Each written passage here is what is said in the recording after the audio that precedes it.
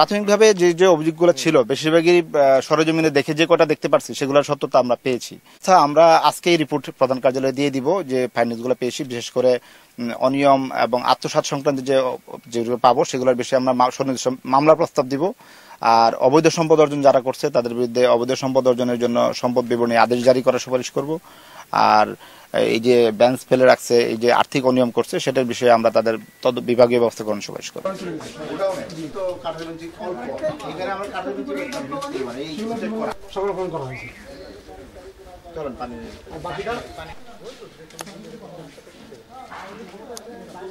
আড়াইশোটিরও বেশি design option নিয়ে Walton smart fridge, বোঝে আপনার প্রয়োজন।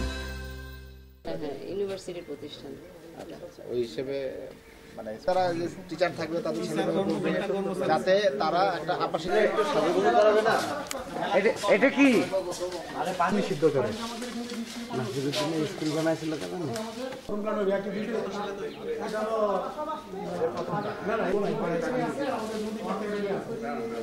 এক নম্বরটা হলো যে আপনার একটা জিনিস তৈরির পর পরই 1 বছর পর বন্ধ হলো, তার মানে